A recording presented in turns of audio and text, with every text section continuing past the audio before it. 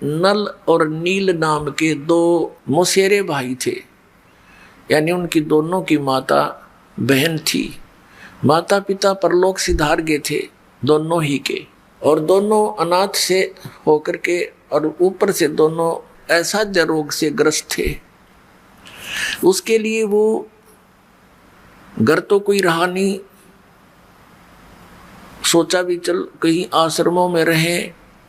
वहां जाकर ऋषि महर्षियों से मिले, उनसे प्रार्थनाएं की कि हम ऐसे ऐसे दुखी हैं।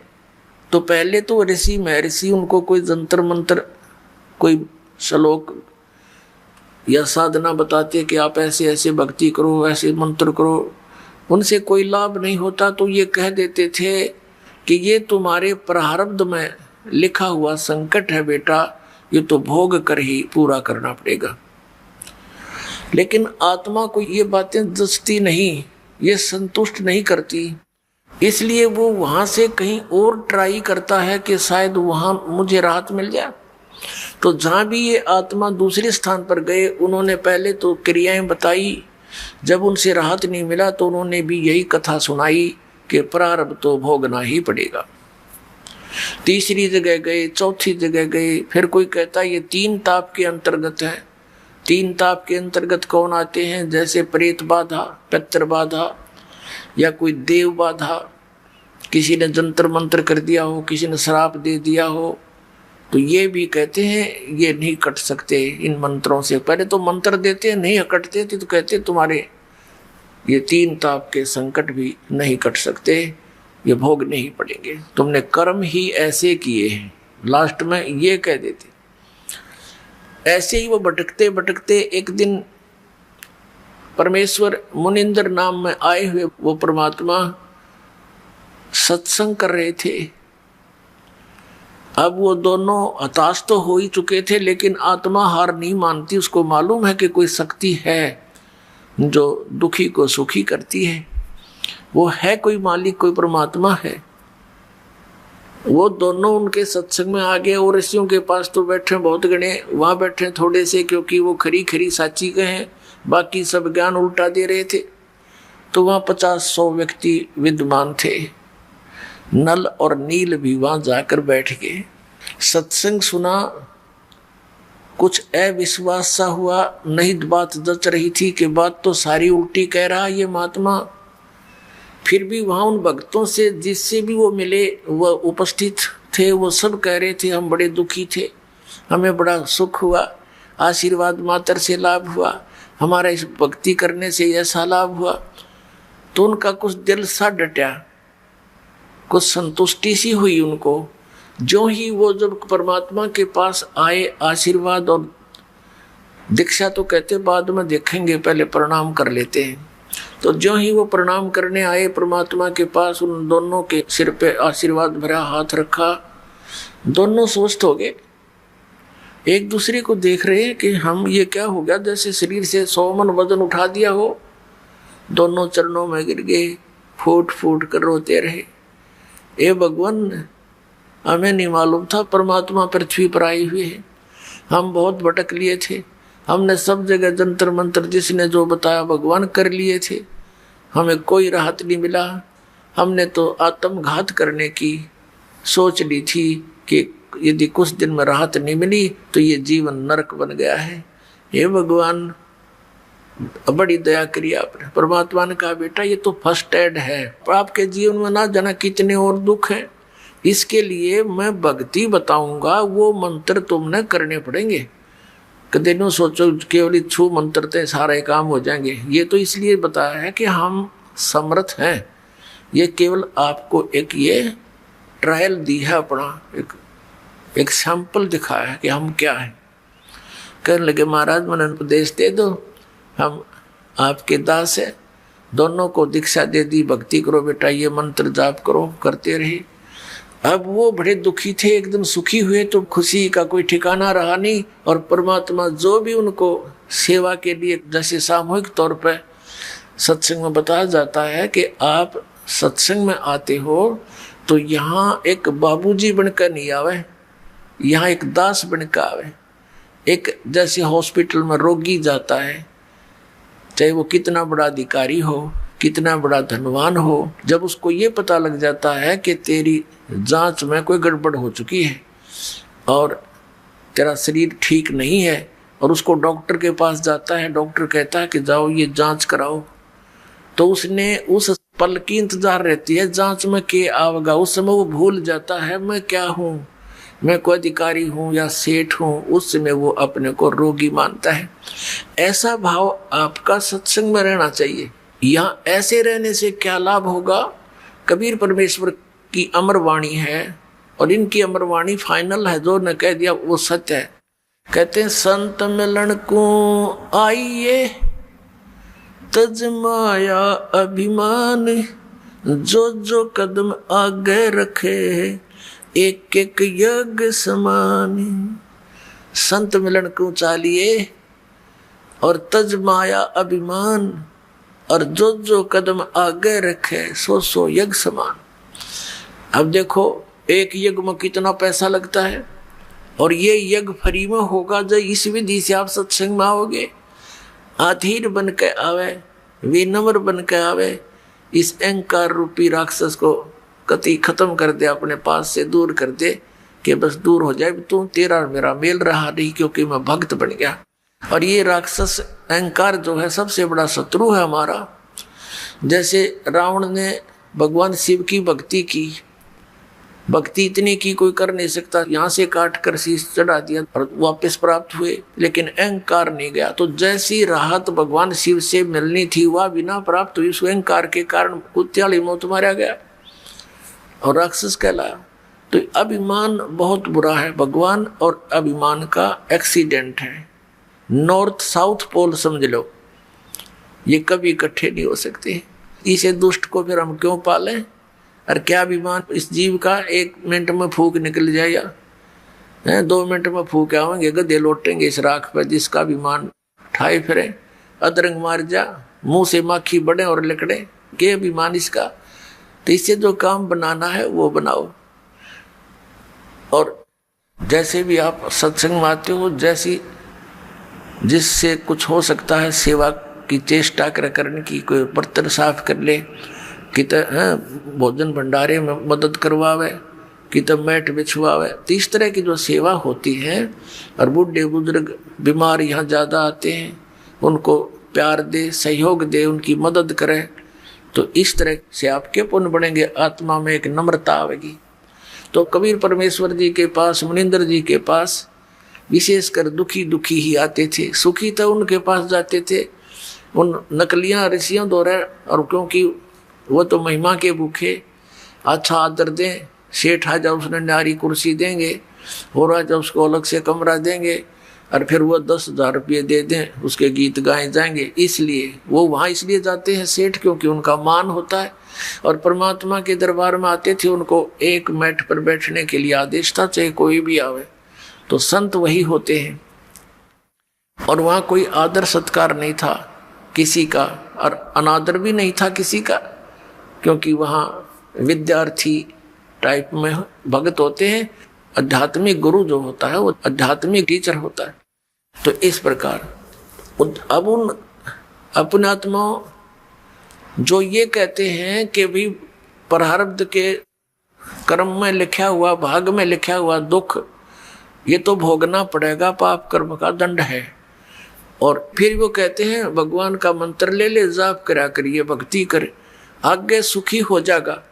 अब किसी के पैर में कांटा लगा हो और गहरा लग कर टूट गया हो, उसको स्वयं मालूम नहीं है पीड़ा किस वजह से हो रही है, या उसको पता भी है कि मेरा कांटा लग गया, तो वो किसी के पास जाता है और वो ये कहता है कि तेरे पीड़ा का कारण तेरे पैर में लगा कांटा है, और कांटा तो निकल नहीं सकता, ये तो ऐसे ही रहेगा। जूता पहन ले, और जूता पहन ले, आगे भविष्य में कांटा नहीं लगेगा। तो पुण्यात्मा कांटा लगे पैर में, जूता पहना नहीं जा सकता, वो तो कांटा निकले, और फिर उसको सलाह दे जूता पहन के रखना, नहीं तो फिर लग जाएगा। तो फिर वो कांटे की पीड़ा से पीड़ित व्यक्ति खूब समझता है कि कांटा कितना दुखदाई होता है, तो फिर वो कभी जूता नहीं उतारेगा, बहुत सावधानी बरतेगा कि कहीं फिर से वो आपत्ति ना आ जाए। तो इसी प्रकार परमात्मा कहते हैं, जैसे आपके प्रारब्ध रूपी पाप कर्म का कांटा आप पर लगा हुआ है और वो कांटा निकलेगा यानी सुख हो गया, फिर आपको सलाह दी जाएगी कि ये मर्यादा में रहना और ये भक्ति करते रहना, तो वो प्राणी फिर कभी मर्यादा नहीं तोड़ सकता और भक्ति नहीं छोड़ सकता। इस भय से कि कहीं फिर से ना वो बिजली गिर जाए, फिर से वो आपत्ति ना संकट आ जाए, कितना बुरा हाल हो गया था हमारा, तो फिर वो कभी भक्ति नहीं छोड़ सकता और सीधा चलता है। तो इसी प्रकार परमात्मा उनको सलाह देते थे उपस्थित भक्तों को, और वहाँ परमात्मा के पास, कबीर साहब के पास यानी मुनिंदर जी के पास अधिकतर वो दुखी व्यक्ति आते थे। कोई मानसिक पीड़ित, कोई भूत प्रेतों का सताया हुआ, कोई देवों का श्राप दिया हुआ, कोई किसी ऋषि साधु संत ने उनको श्राप दे दिया, या कोई प्रारब्ध के कष्ट से दुखी, या कोई शारीरिक रोग से दुखी। और परमात्मा तो हमारे भगवान है, वो तो अपने बच्चों के सारे दुख दूर किया करते हैं। तो वहाँ वृद्ध अवस्था ज़्यादा बीमार सिमार आते थे, तो भगवान सलाह दिया करते थे, भाई बूढ़े बुजुर्ग रोगी की मदद करनी चाहिए, नफरत नहीं करें। कहते कुष्टी होवे संत बंदगी कीजिए, हो वैसा के विश्वास चरण चित दीजिए। परमात्मा सलाह देते हैं, हमें बताते हैं कि यदि भक्त का कोढ़ भी लगा हुआ, कुष्ठ रोग भी लगा हुआ हो, मक्खियां भिनक रही हो, उससे नफरत ना करना, उसकी मदद करना बल्कि जितनी हो सकती है। कुष्टी होवे संत बंदगी कीजिए, भगत को प्रणाम कीजिए, आपस में एक दूसरे को सत साहेब, उसे नफरत करके मुंह फोड़ कर नहीं जाना चाहिए। और होवे स्या के विश्वास चरण चित दीजिए, यदि किसी बहन कोई अपने क्रमवश गणिका भी बन गई है, वैसा वर्ती कर रही है और वो सत्संग में आ जाती है, कहते हैं उससे भी नफरत ना करना, उसको भी साधु जानना, क्योंकि हम सभी ऐसे स्थान पर रह रहे हैं, ना जाने कब कौन के गलती कर बैठे, और हम क्या करते हैं, अपने दोषों को ना देखकर दूसरे के थोड़े दोष को भी घना बनाकर नफरत करते हैं। यह भी हमारी अज्ञानता का ही कारण है। अब जैसे पुण्यात्माओं, कोई चोर है, डाकू है और कोई दुराचारी है, यदि वो सत्संग में नहीं आवेगा तो उसको ये पता कैसे लगेगा ये पाप कर रहा है तू। जिस क्षेत्र में वो रहता उस माहौल में तो फंसा हुआ है, उसी से तो बिगड़ता ही जा रहा है। अब जैसे मैला कपड़ा हो गया तो वो जल के निकट नहीं आवेगा, साबुन प्रयोग नहीं होगा उस पर, तो वो मैल समाप्त कैसे होगा। तो इस प्रकार परमात्मा परमेश्वर कबीर जी यानी मुनिंदर जी अपने उपस्थित श्रोताओं को, भक्तों को शिक्षा दिया करते थे। अब नल और नील तो बड़े संकट से गुजरे थे, पार टूटा हुआ था दुखों का, 30-30 वर्ष के हो गए थे और बचपन से ही दुखी थे, और जिसने सुसाइड तक की सोच रखी और वो व्यक्ति इतना सुखी हो जाए तो वो ठीक है, हमारी बुद्धि इतना काम तो नहीं करती कि उन्हें भगवान मान लें, लेकिन भगवान से कम भी नहीं मान सकता वो व्यक्ति, जब थोड़ा सा भी उसके अंदर इंसानियत होगी तो वो तो एक महान आत्मा थे नल नील। उस दिन से वो बहुत सत्संग में सेवा करने लगे, बूढ़े बुजुर्गों के कपड़े, रोगियों के, अपाहिजों के कपड़े ले जावें, लाओ जी मैं धो लाऊंगा, उनके कपड़े धोवें, बर्तन साफ करें, उनको आराम से बैठावें, नुहावें, यानी इस तरह वो सेवा करने लगे जो परमात्मा मुनिंदर जी के आश्रम में जो आया करते थे। लेकिन वो फिर भी एक सीधे साधे थे, भोले से दिमाग के थे। वो क्या करते, सत्संग में जो चर्चा होती, ज्ञान सुनते भगवान के मुख से, तो कपड़े धोने जाते या बर्तन साफ करने जाते, दरिया के किनारे सत्संग हुआ करते थे, आश्रम होते थे ऋषियों के। तो वो क्या करते, दरिया के किनारे पर कपड़ों को पानी में भिगो देते कि कुछ देर इनका मैल गल जावे फिर धोएंगे। इसी प्रकार बर्तनों को, और बैठ के किनारे पर वृक्ष के नीचे सत्संग सुनी हुई बातों पर दोनों चर्चा करते थे, और फिर अपने बीते हुए समय पर, अपने पास टाइम पर भी बहुत विचार करते थे, और कहते थे देखिए वो ऋषि क्या बकवाद किया करते थे, पहले तो कहते थे ये जंतर कर ले, ये मंत्र कर ले, और फिर लास्ट में कह देते थे ये तुम्हारे प्रारब्ध का भोग है, तुमने भोगना ही पड़ेगा। और यहाँ कहाँ गई वो हमारे प्रारब्ध? तो भाई भगवान आगे हैं, परमात्मा जैसे है अपने गुरु जी, बड़ी दया करी अपने पर। और देखो आज सत्संग में ऐसा बताया, कभी सुना नहीं हमने। अपने आत्मा जो व्यक्ति इतना दुखी था वो सुखी हो जाए, और उसको जो ये दास ज्ञान दे रहा है, यही ज्ञान परमात्मा पहले दिया करते। उन्हीं परमेश्वर कबीर जी का दिया हुआ ज्ञान दास तो एक है जे टेप रिकॉर्डर आपको सुना रहा, दिया हुआ ज्ञान उसी मालिक का है जो चौथे युग से देते हुए आ रही थी। तो वो पहले अगर सुखी व्यक्ति इन बातों को सुनता है, उठ कर चल पड़े, वैसे बक रहा है, आज तक कभी सुना नहीं। तो पहले परमात्मा वो सेलेक्ट करिए मालिक ने जो दुखी थे, और फिर दुखी व्यक्ति सुखी हो गया, वो कहाँ जाओ तो सारी सुनेगा और सारी सच्ची लगेंगी उसको, क्योंकि वो तो दुख से उभरा है। तो सच्ची तो ये है ही है, हमें उस अज्ञान के कारण ये नहीं अच्छी लग रही थी। तो ऐसे जब वो बातें कर रहे होते हैं तो एक आधा कपड़ा उस झालों में बह जाता था, उनको पता नहीं लगता। जब वो जाकर धोकर सुखा देते उनके कपड़े, तो वो फिर उठाते अपने अपने कपड़े। कोई कहता जी मेरा तो धोती नहीं मिली, कोई कहता मेरा कुर्ता गुम हो गया।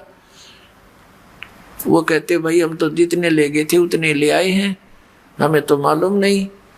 इसी प्रकार बर्तनों में भी कोई एक आध बर्तन, किसी की गिलास, किसी की थाली प्रतिदिन गुम हो जाती थी। और फिर उन्होंने उनसे प्रार्थना की, भाई देखो मुश्किल से तो हम एक गिलास लाए थे, इतनी दूर से कैसे लाएंगे, भाई इससे अच्छा तो तुम ऐसा करो हमारी सेवा मत करो, हम खुद कर लेंगे, हमें तो बहुत अभाव हो गया इन वस्तुओं का, अब कहाँ से लाए जा करके। तो वो कहने लगे भाई आगे ध्यान रखेंगे, हम बहुत ध्यान रखेंगे। तो अन्य जो और सेवादार होते थे वो बताते थे कि ये भोले भाले व्यक्ति हैं, उन कपड़ों को बर्तनों को भिगोकर पानी में बैठ जाते एक तरफ, भगवान की चर्चा करते रहते हैं, इनको पता नहीं लगता वो पानी में बह जाते हैं। कहने का भाव ये शिकायत गुरु जी के पास पहुंच गई, मुनिंदर जी के पास। अब उनको चिंता होगी कि महाराज जी के पास बात गई और अब ये हमारी सेवा छीन लेंगे। अब सेवा छीननी गई तो भगवान रुष्ट हुए हमारे से, गुरु जी रुष्ट हो गए तो हम पर तापत्तियां फिर आ जाएंगी। वो इस भय से करबद्ध होकर के वहां गए, गुरु जी ने बुलाए। परमात्मा ने कहा बेटा ये बहुत परेशान हो गए हैं, आपकी नीयत अच्छी है सेवा करने की, लेकिन इनको प्रॉब्लम घनी हो जाती है, तुम सेवा रहने दो बेटा, कोई और सेवा कर लो। वो चरणों में गिर गए, बुरी तरह रोने लगे, हे परमात्मा हमारी सेवा ना छीनो, हे भगवान आगे हम बहुत ध्यान रखेंगे। तो भक्त कहते जी इनने कई बार कह ली ये बात, तो ये फिर जाते भूल जाते, इनके बस की बात नहीं। अब परमात्मा ने देखा कि इनकी श्रद्धा टूट है, इनका दिल टूट जाएगा, ये वहां दुखी हो जाएंगे। तो परमात्मा कबीर मुनिंदर जी ने, परमेश्वर जी ने आशीर्वाद दे दिया, बेटा आज से तुम्हारे हाथों से कोई वस्तु जल में डूबे नहीं की, जहां रखोगे वही रहेगी, इधर टस समस्या नहीं होगी, तुम नहीं छेड़ोगे इतना। अब इस वर्ग को पाकर वो बड़े खुशी हुए, जाकर देखा वो कपड़े भिगो दिए, जहां रखे थे वही रहे। थाली बेले काशी के होते थे वो रख दिए, काशी तो वैसे डूब जाती है, काशी भर के पानी था बेला, और उस पर दरिया पर रख देते थे, जो का तो रहता था। फिर एक आध कहने लगा पत्थर तो उठा कर रख के देख लो, वो एक आधी कंकर पत्थर उठा कर रखे, वो जहां रख दिया उस जल के ऊपर एज इट इज सती रहने लगे। तो ये उन भक्तों की तो प्रॉब्लम हल होगी जिनके बर्तन और कपड़े गुम होया करते। तो इस प्रकार नल और नील को ये आशीर्वाद परमेश्वर मुनिंदर जी द्वारा दिया गया था। अब परमात्मा कहते हैं गोता मारूं स्वर्ग में जा बैठूं पाताले, कह कबीर ढूंढता फिरूं अपने हीरे मोती लाल। एक श्रीलंका के अंदर एक चंद्र विजय नाम का भाट रहता था। वो कुल टोटल 16 सदस्य थे उसके घर में, पुत्र वधू पुत्र पुत्रियां सब मिलकर 16 सदस्य थे। अपने आत्माओं, एक पिता एक माता अपने बच्चों के लिए कितनी दुखी होती है। एक भी कष्ट में कोई बालक हो जावे चिंता में नींद नहीं आती। और हम जिस पिता के संतान हैं, पूरी पृथ्वी, पूरा विश्व, पूरे ब्रह्मांड, चींटी से लेकर हाथी तक, हम सभी उस कबीर भगवान के, उस अमर पुरुष के बच्चे हैं। अब हम यहाँ कितने दुखी हैं। आप तो बालक हो, पता नहीं बालक का चाहे कितना चोट लगी रहो, वो उसको कष्ट नहीं मानता, रोता अवश्य है, और फिर भी गलती करने में पीछा नहीं देखता, क्योंकि उसको ज्ञान इतना ही है। तो वो परमात्मा कितना दयालु है। अपनी प्यारी आत्माओं को शरण में लेने के लिए उस चंद्र विजय भाट के घर से थोड़ी सी दूर पर रास्ते में, जिधर वो सुबह सुबह फ्रेश होने के लिए जाता था, वहां एक पेड़ के नीचे बैठ गए भगवान। एक साधु रूप बनाकर बैठ गए, ऋषि रूप में रहते ही थे। और पुण्यात्मा जो होती हैं, भगवान को चाहने वाली, उनके लिए भगवान ने कहा कि साधु दर्शन राम का, और मुख पर बसे सुहाग, दर्श उन्हीं को होत हैं जिनके पूर्ण भाग। कबीरा दर्शन संत के, परमात्मा आवे याद, और लेखे में वाहे घड़ी, बाकी का समय बाद व्यर्थ। अब संत ऋषि के दर्शन हुए, चंद्र विजय भाट ने प्रणाम किया। प्रणाम करके पहले तो चला गया, घूम फिर के आया। आते समय कहने लगा, भगवान दास की कुटिया यहीं पर है, दर्शन दो दाता। अब वो तो गए इसीलिए थे, करे करावे साइया मन में लहर उठा, दादू से दरजीव के आप बगल हो जा। परमात्मा बोले, भाई चलो आगे घर पे। वहां कुछ देर डिस्कस हुआ, उनकी आपस में चर्चा हुई। परमात्मा से ज्ञान सुना उसने, के कहा जी भगवान को चर्चा सुनाओ। तो परमात्मा ने सारी कथा कहानी का सृष्टि रचना सुनाई, काफी ज्ञान दिया। तो वो बड़े प्रभावित हुआ, कहने लगा, भगवान दास की कुटिया यहीं पर है, वहां चलिए, और वहां पर आपके और भी बच्चे हैं, वह भी आपके ज्ञान का लाभ उठाएंगे। परमात्मा तो गए उसी उद्देश्य से, घर चले गए, आसन दिया, अलग से बैठाया मालिक को, सोच कपड़े बिछा के, और फिर सत्संग सुनाया। अब उस समय तो केवल एक व्यक्ति ने नाम लिया, चंद्र विजय ने। बाकी परिवार कहने लगा, नहीं हमें अच्छा नहीं लगता इनकी ये बातें, ये तो शंकर भगवान से भी ऊपर बताते हैं। क्योंकि श्रीलंका का राजा रावण जो है, भगवान शंकर से अतिरिक्त किसी की पूजा ना करता था, तो उसको देखा देखी पूरा श्रीलंका भी शिव का ही पुजारी हो गया था। तो इस बात को पहले स्वीकार नहीं हुआ। फिर वो चले गए भगवान वहां से। पीछे से उस चंद्र विजय भाट ने अपने पूरे परिवार को बैठा बैठा के बहुत अच्छी तरह समझाया, तो उन सब का मन बन गया। तो परमात्मा फिर वहां पहुंच गए। अब उन सभी पूरे परिवार ने नाम ले लिया। और जो मालिक ज्ञान सुनाया करता था, ये तो ज्ञान ऐसा है, प्रत्येक व्यक्ति चाहता मैं सबको सुना दूं, भाई को, बहन को, रिश्तेदार को, ऐसा अनमोल ज्ञान कभी देखा ना सुना। अपनात्मा वो चंद्र विजय भाट जो था, वो रावण के पास जाता था, उसको चुटकले चटकले सुना के, उनकी महिमा मुहिमा गा के, और ये भाट लोग उनका एक मनोरंजन कराया करते थे। और उधर से उसकी पत्नी जो थी, वो कर्मवती नाम था उसका, वो जाती थी रावण की पत्नी मंदोदरी के पास, वो उसको चुटकले सुनाती थी, अच्छे बुंडे। इस मन की आदत है, ये राम की कथा कम और काम की कथा ज्यादा सुनना चाहता है, सेक्स की। तो पहले तो वो बकवाद सुनाया करती थी, पता नहीं के मंदोदरी भी हंसा करती, दांदरे काटा करती हैं, चुटकुले सुन सुन के। तो फिर जब उस कर्मवती को, चंद्र विजय भाट की पत्नी को, उस बेटी बहन को मालिक का ज्ञान हुआ, सब बकवाद छूट गई। कहते हैं भवन चतुर्दश ढूंढियो परम स्नेही साध, जिन मिलते सुख उपजय मिटते कोट उपहाद। ये बकवाद मिट जाती है सारी जीव की। तो वहां अब वो कर्मवती पहले तो बकवाद सुनाया करती, फिर मंदोदरी ने जब टाइम होता उसको बैठा लेती कि महारानी हमारे घर पे महाराज आते हैं, हमारे गुरुजी, उन्हें बहुत अच्छा ज्ञान सुनाया, आपकी आज्ञा हो तो सुनाऊं कथा। अक सुनाओ। मंदोदरी भगवान को चाहने वाली थी, तो वो मंदोदरी को जो कथाएं सुनाई परमात्मा से सुने हुए ज्ञान की, मंदोदरी कहने लगी कि कर्मवती तू तो बड़ी मुंह फाड़ थी, तेरी इस पात्र में नरा गोबर भरा था, गंध उगला करती थी, ये अमृत किसने डाल दिया? तू ऐसी ऐसी बातें कहाँ से सुने आई? तू मैंने कभी देखी ना सुनी। तो उसने बताया कि हमारे गुरु जी आते हैं, उन्होंने हमें ये ज्ञान दिया मंदोदरी। तो मंदोदरी बहुत प्रभावित हुई कि इसे संत के ऋषि के दर्शन करने चाहिए। उसने कहा मंदोदरी इब कह तेरे गुरु जी आओ ना तो मेरे पास बुला के लाइए।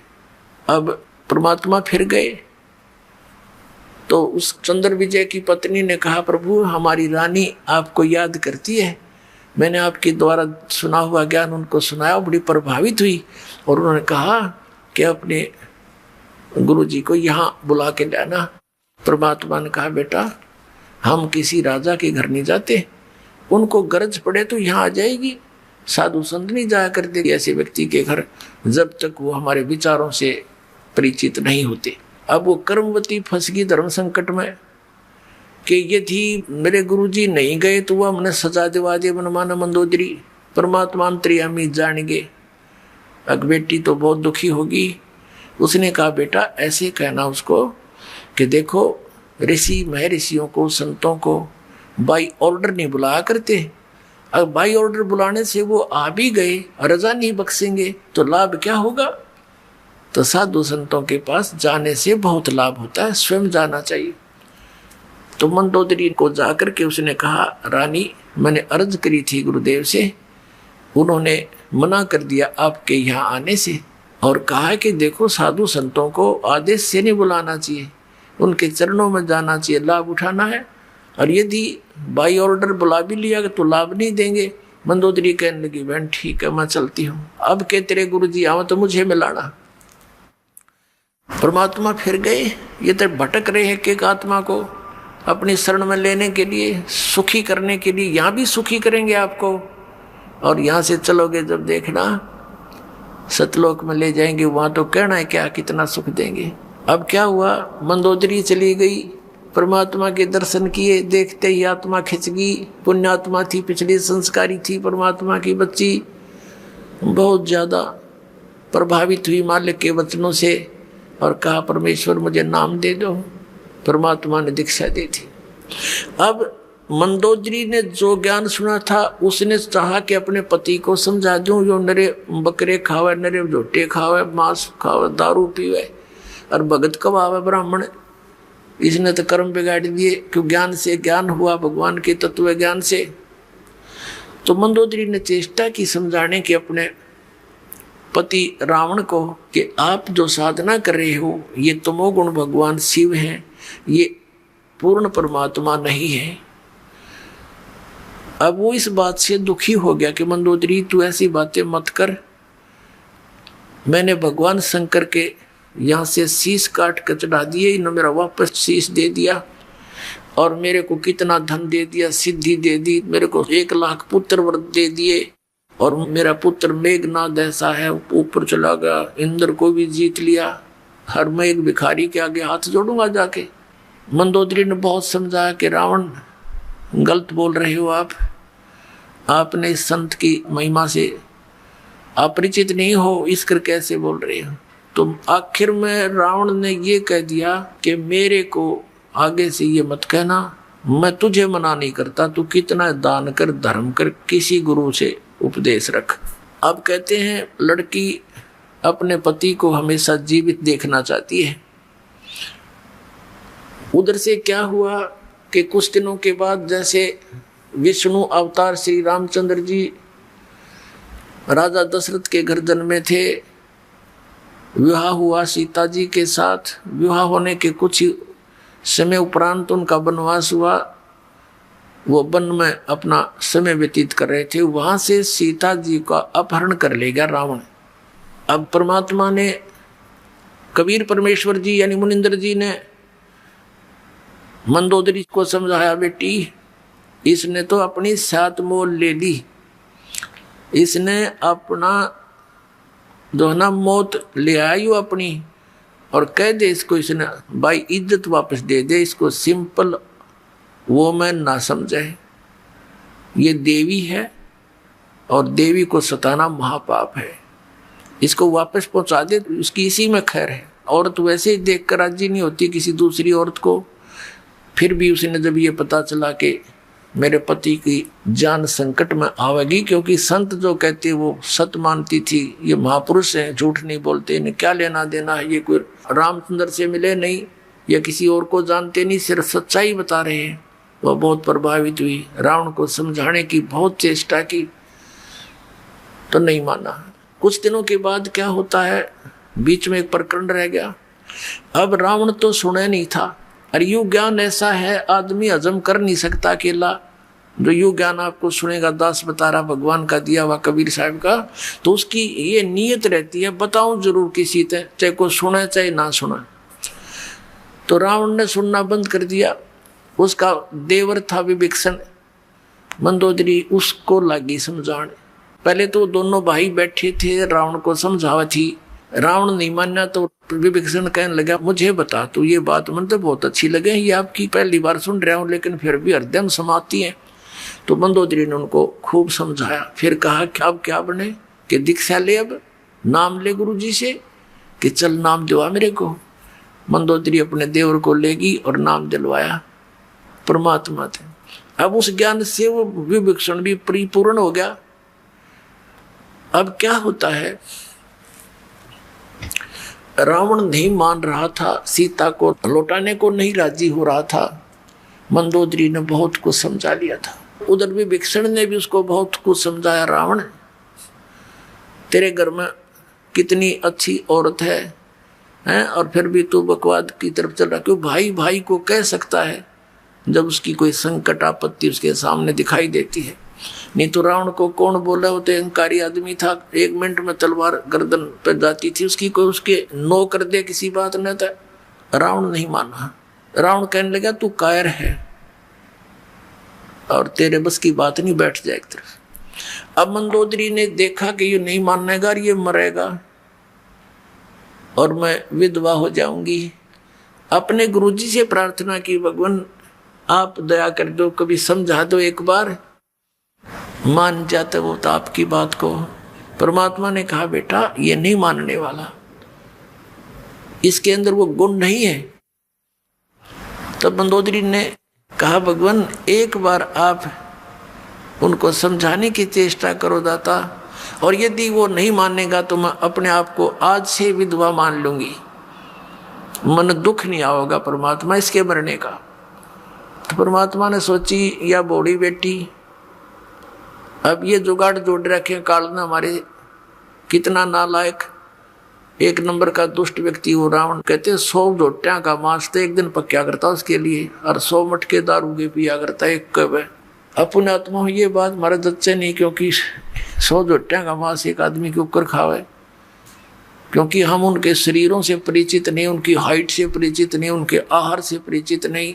ये तो हमने देखे 61वां वर्ष चल रहा दास का, जब हम छोटे छोटे थे से टुकड़े टुकड़े आदमी देखे, अरनों का करते यो 32 लड्डू खा जाता है, एक 32 आदमी खाओ 32 लड्डुआन आज के दिन, और उनके बदहजमी हो जाए, और 1-1 धड़ी खीर खा जाया करते ये ब्राह्मण हमने देखे, यानी 5-5 किलो हरी बे कटोरी ना उठे। तो इस बात से भूल जाओ। तो कहने का भाव ये कि हम उस सतीथी बातें कितने कुक्रम करा डेली, उसका बुद्धि में कहाँ आवे ये बातें।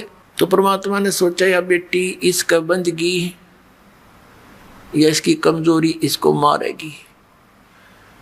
तो परमात्मा ने कहा ठीक है बेटी मैं जाता हूँ, एक दिन कोशिश करूंगा तेरी श्रद्धा ना टूट जाए भगवान। तो इसलिए अब रावण की सभा लगी हुई थी, और जिस समय उसकी मीटिंग होती थी स्ट्रिक्ट ऑर्डर होता था कि बाहर से चिड़िया भी नहीं आ जाए अंदर।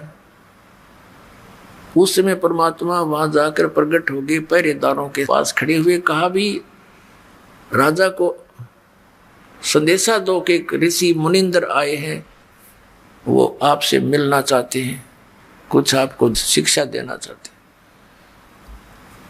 अब वो कहने लगे पहरेदार महाराज जी हमें बख्शो, इधर आज कोई जा नहीं सकता, अंदर का आदेश बाहर जा सकता है, बाहर का आदेश भी हम अंदर देने नहीं जा सकते, हमारा राजा बहुत खतरनाक है, गर्दन काट देगा। परमात्मा वहां से अंतर ध्यान हुए जहाँ रावण बैठा था ऊंची स्टेज पे और नीचे उनके बैठे थे सपसलार कुर्सियों पे, उसके थोड़ी सी दूरी पर अंदर जाता हुआ देखा। ऋषि देखकर वो एकदम चकित हुआ कि ये व्यक्ति अंदर कैसे आ गया। हमारी गुप्त मीटिंग चल रही थी, तो उसने आव देखा ना ताव देखा, वो तलवार निकाली कि तू अंदर कैसे आ गया। अब उसने क्रोध में 70 वार किए थे तलवार के परमात्मा को काटने के लिए। और कबीर परमेश्वर अर्थात मुनिंदर जी के हाथ में एक सींख थी झाड़ू की। ये झाड़ू होता, उसकी सींख एक ले रखी थी दाता ने, और जब वो तलवार मारे तो वह सींख डाले थे। वो सींख के ऐसे लगे थी वह तलवार उसकी जैसे लोहे के खंभे के लग गया, कट्टा कट हुआ। अब जब 70 बार उसने अंधाधुन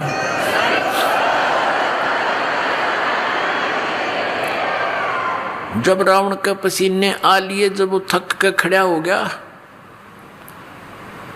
कहने लगा तू अंदर कैसे आ गया। परमात्मा बोले तेरे भैया सींख तक कटी नहीं, तू मुझे मारेगा। तब उसने पूछा कि तू, रावण बोला उनको बुलाओ पहरेदारों को, उनको कत्ल करूंगा। परमात्मा बोले उनका दोष नहीं है, उन्होंने तो मुझे मना कर दिया था संदेश भी देने के लिए। फिर परमात्मा से पूछा रावण ने तू आया कैसे अंदर, कि ऐसे आ गया, अंतर ध्यान हो गए और फिर प्रकट हो गए। रावण के सामने से एकदम अंतर ध्यान हो गए और फिर प्रकट हो गए कि मैं उनको आता दिखाई नहीं दिया, मैं ऐसे आ गया। अब वो दुष्ट आत्मा फिर भी ना समझाई वो कौन है तेरे सामने। कहने लगा देख तू जा यहाँ से, तू आया किस लिए है, बता तेरी बात क्या है। तो परमात्मा ने कहा कि रावण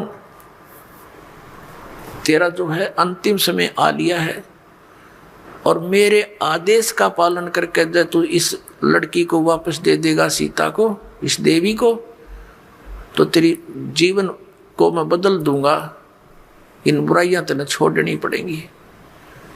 वो कहने लगा तेरे जैसे शिक्षक मेरे पास बहुत आ लिए, मैं शिक्षा बिना नहीं हूँ, मैं खुद ब्राह्मण हूँ, विद्वान पुरुष हूँ, और तू एक भिखारी ऋषि, मुझे क्या शिक्षा देता, मैं तेरी बात न मानू कौन। अब रावण की तो वो स्थिति हो चुकी थी, कबीर ये माया अटपटी सब गट आण अड़ी, किस किस न समझाऊं या कुएं भांग पड़ी। एक बूढ़ा व्यक्ति शराब पिए खड़ा था और न्यू अल्लाह उसका डोगा गिर गया जमीन पे, वो डंडा ले रखा था, वो गिर गया। एक जेंटलमैन आया, वो कहने लगा बुजुर्ग ताऊ जी तो यह शराब क्यों पिया करो आप, देख सारा शरीर कांप रहा आपका, और डोगा भी ना उठता। ने बोला रे डोगा दे दे, तो कहने लगा शराब ना पिया करे। ने बोला रे शिक्षा बिना ना रह रहा तो न देना होता, दे डोगा ना, जा तू अपना काम कर। ने बोला तेरे प्रवचनों बिना कच्चा ना रह रहा, तेरे कैसे बहुत मिल रही है, मैंने ये बात करनी है, दारू ना पिया करे, धने यो डोगा पकड़ाना हो तो उठा देना, चल तू अपना काम करे।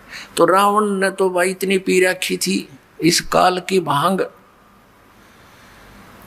परमात्मा से कहा कि तेरी बात मानू ना कति, तू जा चाहे मत जा।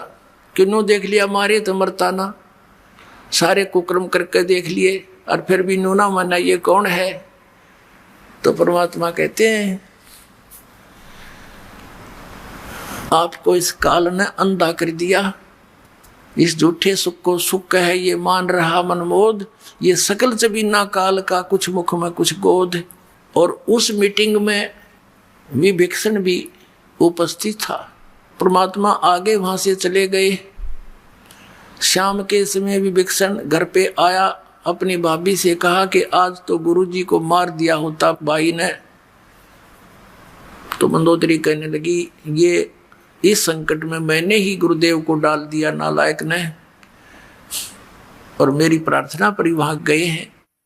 क्या हुआ कि ऐसे ऐसे एकदम कितने क्रोधित हो गए, स्टेज से कूद कर स्वयं तलवार मारने लगे। गुरुजी के हाथ में एक सींख थी, वह सींख भी ना कटी जब थक के बैठ गया, परमात्मा ने कुछ कहना चाहा, माना नहीं, तो भगवान वहां से आ गए।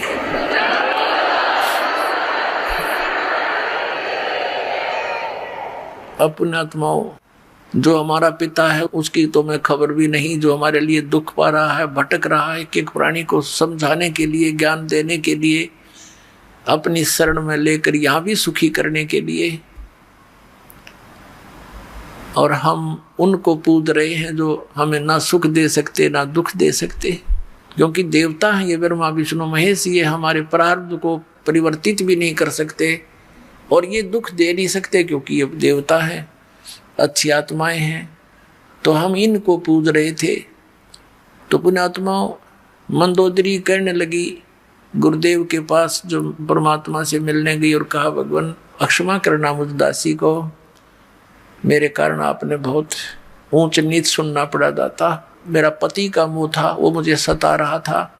अब दाता वो बेशक मर जा, मेरी ओर से आज मर लिया, वो मरियो से जिंदा रहियो, दाता अपने चरणों से दूर ना करना अपनी बच्ची को।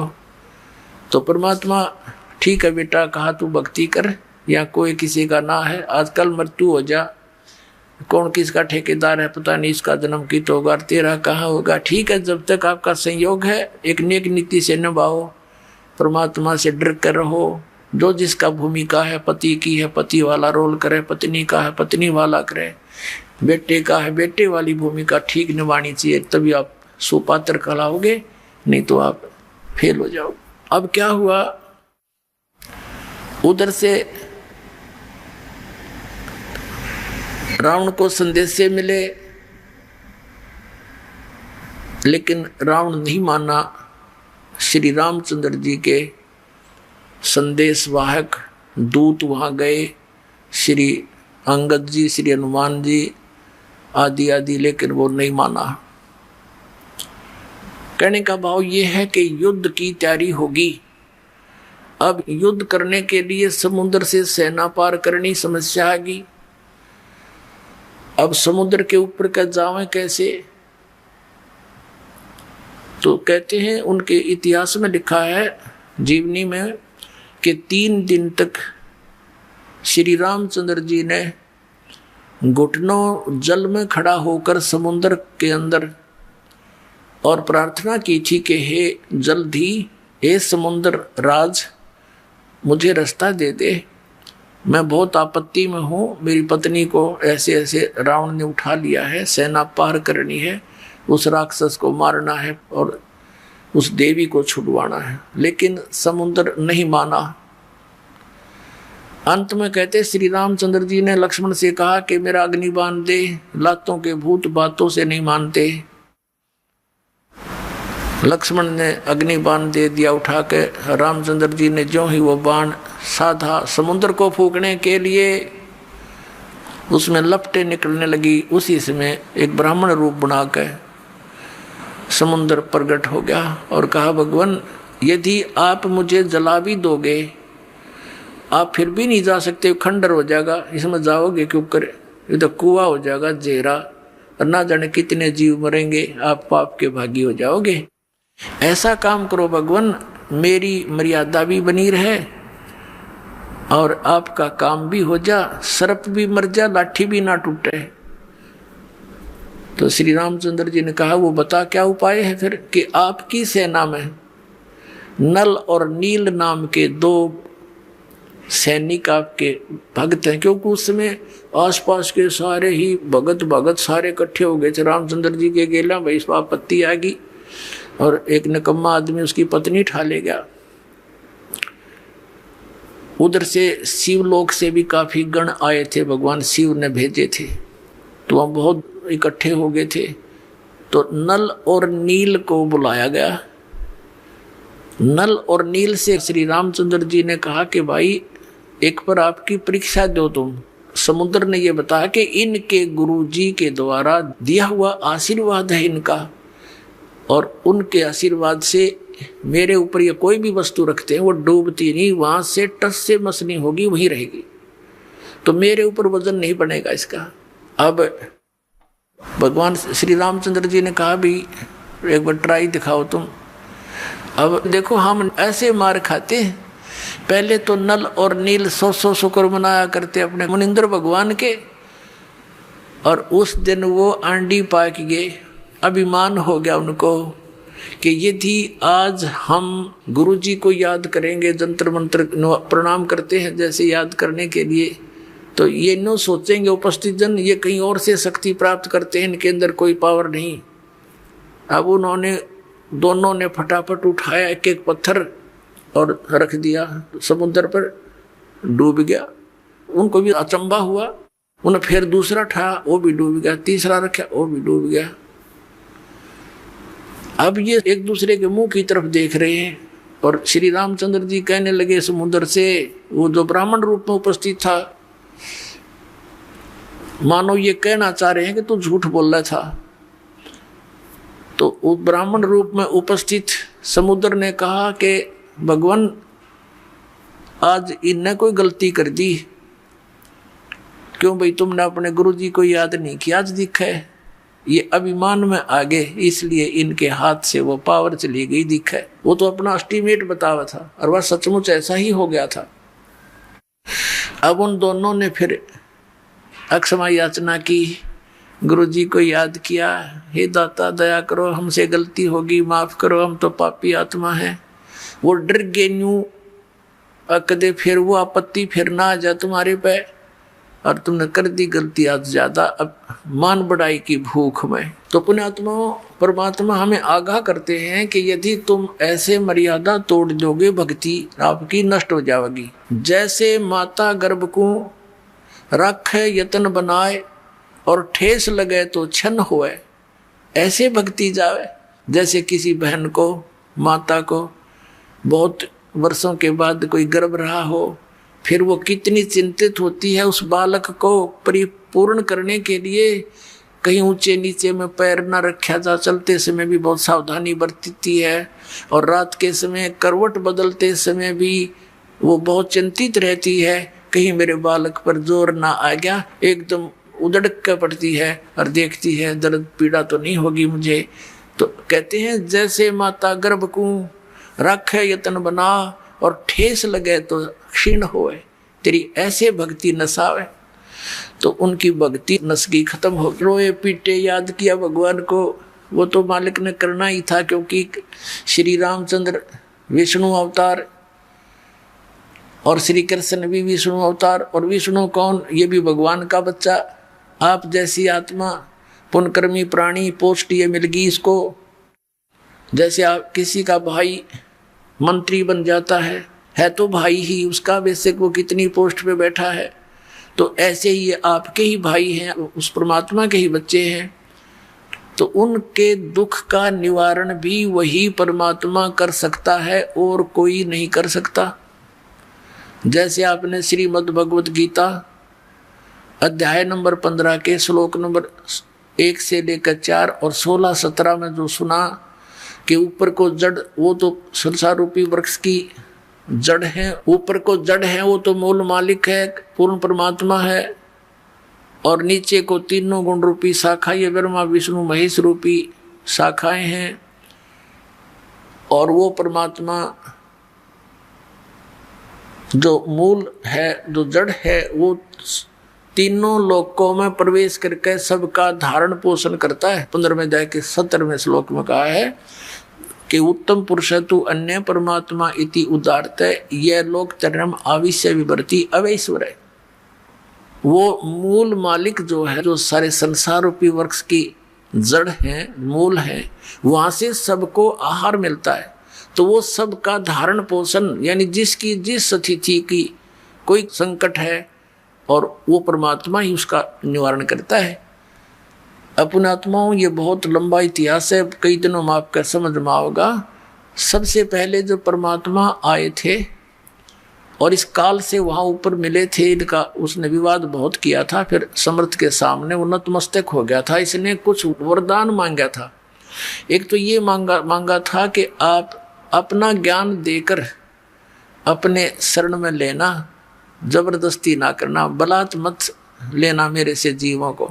दूसरा ये कहा था कि 3 युगों में जीव कम ले जाना, चौथा युग जब कलयुग आवे तब तो शरण जीव बहु जावे, ऐसा वचन हर मोह दीजिए तब संसार गमन तुम कीजिए। और तीसरा कि ऐसे मेरा पुत्र विष्णु श्री राम रूप में त्रेता युग में जाएगा, उसके साथ उसके प्रारब्ध में ऐसे संकट हैं और इस काल को पता है, उसको मैं टाल नहीं सकता।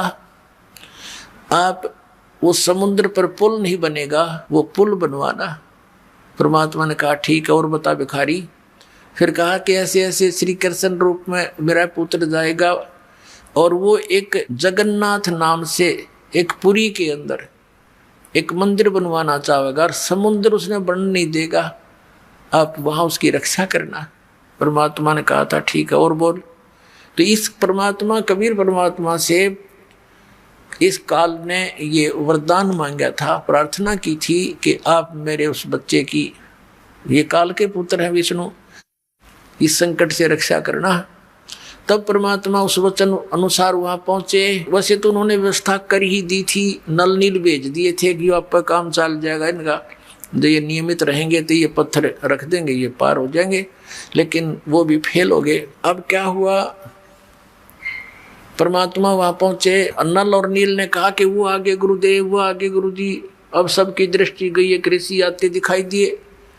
निकट आए जब श्री राम और लक्ष्मण ने उनके चरण लिए, हनुमान सब ने चरण लिए, तब परमात्मा से प्रार्थना की कि हे भगवान कि हम बहुत संकट में हैं, मैं राजा दशरथ का पुत्र हूँ, ऐसे ऐसे रावण ने मेरी पत्नी उठा ली है और समुद्र के ऊपर से हमने सेना ले जानी पड़ेगी। ऋषि जी, जब आप अपने शिष्यों को इतनी पावर दे सकते हो, आप तो समर्थ हो, हम पर दया करो।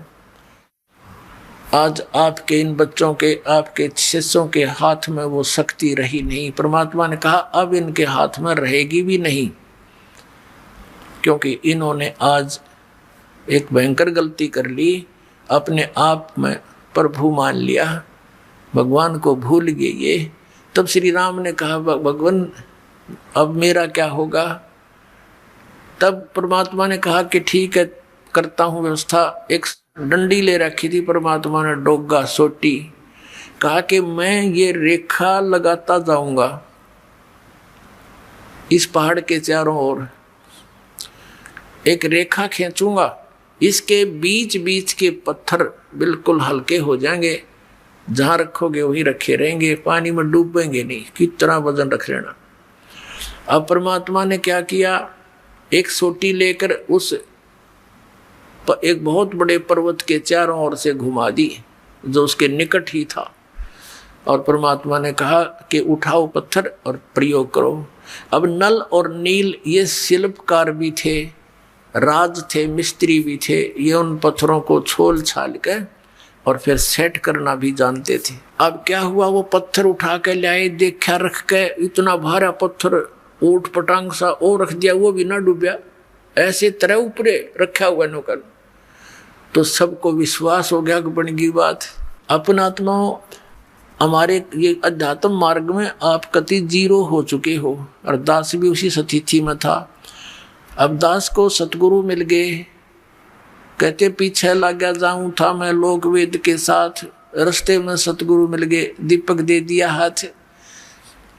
अब ये इतना बड़ा अध्यात्म मार्ग है कि जैसे हम सत साहेब बोलते हैं और पहले राम राम बोलते थे, इसका कारण क्या था, ये मंत्र जाप करने का नहीं था, ये केवल याद दिलाने का होता है कि भाई इस संसार में भगवान बिना कुछ नहीं, और जो गुरुजी ने मंत्र दे रखा है उसकी भूल ना पड़े।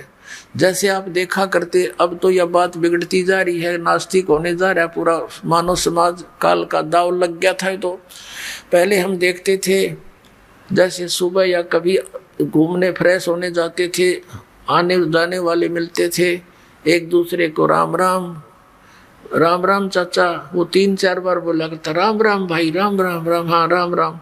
अब ये तो एक औपचारिकता बन गई थी, लेकिन ये स्टार्ट कहाँ से हुई थी?